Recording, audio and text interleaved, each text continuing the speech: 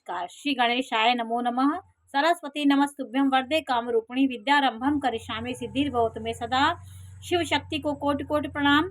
मेरे श्रोतागण, मैं आज आपको कुंडली, जन्म कुंडली और नवमांश कुंडली देखना क्यों आवश्यक होता है इस बारे में जानकारी दे रही हूँ कि नवमांश कुंडली किस प्रकार का अध्ययन किया जाता है। आपके जीवन की जो भी सूक्ष्म से सूक्ष्म जानकारी होती वो हमें नवमांश से होती है। नवमांश का प्रयोग दाम्पत्य जीवन में सुखों उपलब्धि के लिए किया जाता है। आपके विवाह के बाद कैसा आपका जीवन होगा ये आपके नवमांश कुंडली बनाती है।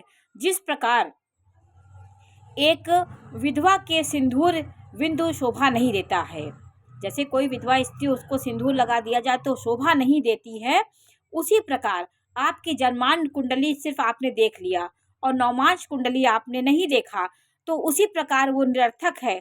जिस प्रकार एक विधवा के सिंदूर बिंदु उसको शोभा नहीं देती, उसी प्रकार जन्मांग कुंडली के बिना, नवमांश कुंडली के बिना जन्मांश कुंडली का कोई महत्व नहीं होता है। आपके विश्लेषण जो करते हैं कुंडली का, वो नवमांश कुंडली जरूर देखना चाहिए। कभी कभी ऐसा होता है कि जन्म कुंडली में कोई ग्रह नीच का होता है, लेकिन वो उसका जीवन में प्रभाव बहुत अच्छा पड़ता है, तो जातक सोचता है कि हमारा ये नीच का ग्रह है, इसलिए क्यों आपके जीवन में इस प्रकार की उपलब्धि हो रही उस ग्रह से। आपको नवमांश कुंडली में की जानकारी अगर आपको हो गई तो वो ग्रह यदि नवमांश कुंडली में उच्च का हो गया तो ये आपके लिए उच्चता लेकर के आपके जीवन में आता है। तो जो जानकारी हमें जन्म कुंडली से प्राप्त होती है उसकी पुष्टि व फलित में और निखार हम नवमांश कुंडली से करते हैं। उस चीज़ों की और हम सूक्ष्म विश्लेषण हम कर सकते हैं। जातक की जन्मांग ग्रहों की सूक्ष्म अति सूक्ष्म ज्ञान के लिए हमें नवमांश कुंडली की आवश्यकता होती है। ये नवमांश कुंडली का इतना महत्व होता है। तो नवमांश सूक्ष्म शरीर है, राशि चक्र आपका स्थूल शरीर है। सूक्ष्म शरीर जातक के जीवन की साधारणता दिखाई देता है। भाई आपके चेहरे में सूर्य का प्रभाव दिख रहा है, चंद्रमा का प्रभाव दिख रहा है, लेकिन आपके अंदर ग्रहों का कैसा प्रभाव है, ये सूक्ष्म शरीर में भी एक आत्मा होती है। उसी प्रकार जैसे स्थूल शरीर ये हमारी जन्म कुंडली है, सूक्ष्म शरीर हमारी नवमांश कुंडली है। तो जातक की वास्तविक मन स्थिति, स्वभाव, रुचि, नियत, चरित्र, आपके अंदर से क्या उपदेश देखने में आप बहुत सज्जन है, लेकिन जो नवमांश कुंडली आपके अंदर के चरित्र को बताती है, देखते ही उसका स्वरूप, आपकी सुंदरता, उसकी बात आपको दिखाई पड़ती है। लेकिन जब हम इसका हम निष्कर्ष निकालते हैं तो कहीं ना कहीं ऐसा व्यक्ति होता है तो जातक देखने में रंग रूप, उसका स्वभाव, उसका पता चलता है कि बहुत अच्छा है, लेकिन उसके कुछ ग्रह ऐसे नवमांश भी हो जाते हैं जिससे जातक उपद्रवी होता है, बनावटीपन, स्वतंत्र और षड्यंत्रकारी जातक होता है। ये आपकी नवमांश कुंडली बताती है। तो वास्तविक को छुपा सकता है।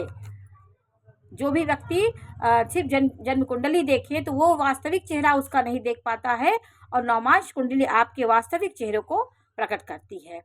यदि पूर्ण अध्ययन करना आ जाए हमें जन्म कुंडली और नवमांश कुंडली का, तो ये आपके लिए बहुत सुंदर प्रोडक्शन के लिए या प्रस्तुति के लिए बहुत ज़रूरी होता है। जातक को सूक्ष्म स्वभाव, उसकी वास्तविक हम नवमांश कुंडली के द्वारा ही जान सकते हैं। अतः हमें जातक की आंतरिक भावनाओं अर्थात उनके सूक्ष्म या आंतरिक भावनाओं को व्यक्त करने के लिए नवमांश कुंडली का प्रयोग किया जाता है। आज मैं आपको जन्मांग कुंडली और नवमांश कुंडली दोनों बना करके मैं आपको जानकारी दे रही हूँ। देखिए, जन्मांग कुंडली में जब पूर्वी क्षितिज पे जो राशि उदित हुई तो इसमें आपकी राशि और लग्न दोनों एक ही है, मेष लग्न। तो मेष लग्न में मैंने बताया था कि अश्विनी भरणी कृतिका की एक चरण से मेष राशि का निर्माण हुआ है। और जब हमने नवमांश कुंडली में आपकी राशि का 9वां भाग जो होता है वो नवमांश कुंडली होती है। तो नवमांश कुंडली में वृश्चिक लग्न आई है।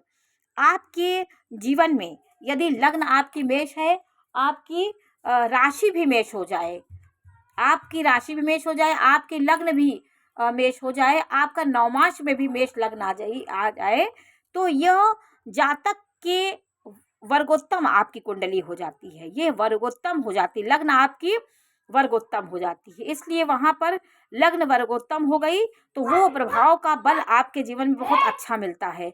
शरीर की बनावट, स्वास्थ्य, आकृति, चेहरे की बनावट, ये सब का ज्ञान हो जाता है। तो जीवन में जातक उन्नति के शिखर पे पहुंचता है। जातक की सूझबूझ, कार्य करने की क्षमता, महत्वाकांक्षा, विचारधारा, स्वभाव और उसका लक्ष्य कहाँ पर है, ये लग्न के निर्णय से स्पष्ट है। राशि चक्र में मेष लग्न है तथा नवमांश में इसमें स्थिर लग्न है, तो मेष और स्थिर इसका सामंजस्य होगा।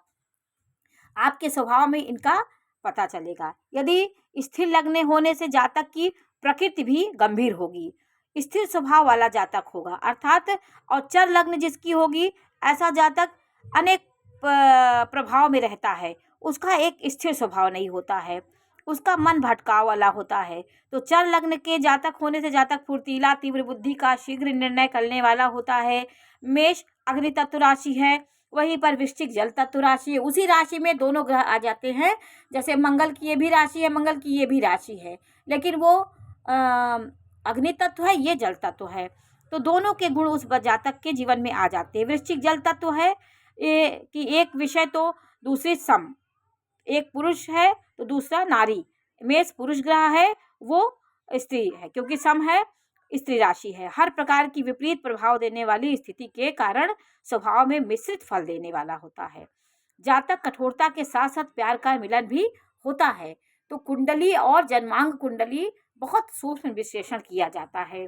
आपकी राशि से, आपके जन्मांग कुंडली में आपके प्रथम भाव में जो ग्रह होगा, प्रथम भाव यदि जन्मांग में दोनों एक ही जैसे हों, जैसे प्रथम भाव मैंने आपको बताया लग्न भी वही हो, यहाँ भी वही लग्न हो, तो वर्गोत्तम हो गई। आपके जो नवमांश कुंडली निकलती है उसमें आपका द्वितीयेश, जैसे यहाँ द्वितीयेश शुक्र है, तो और नवमांश कुंडली में द्वितीयेश की क्या स्थिति है, ये देखकर आप अपने इसके आर्थिक स्थिति का पता लगाया जा सकता है।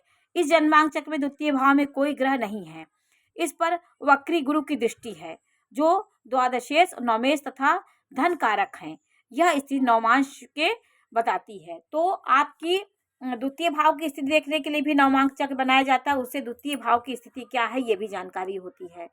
तो ये सूक्ष्म अध्ययन करने के लिए हम इस प्रकार के कुंडली का निर्माण करते हैं। नवमांश में हमें उसके सब चीज़ का पता चल जाता है। वह द्वितीय भाव से धन भी देखा गया, आपकी विद्या देखी गई, आपका द्वितीय भाव की स्थिति जन्म कुंडली में अच्छी नहीं है, लेकिन नवमांश में जो द्वितीय भाव की स्थिति अच्छी है, तो ये हमारे धन को बताती है कि हमारा धन किस प्रकार का होगा। नवमांश की स्थिति अच्छी है तो धन आपका होगा। द्वितीय भाव में हम विद्या, धन, वाणी, कुटुंब, वैवाहिक जीवन, ये सब का भी हम निष्कर्ष निकालते हैं।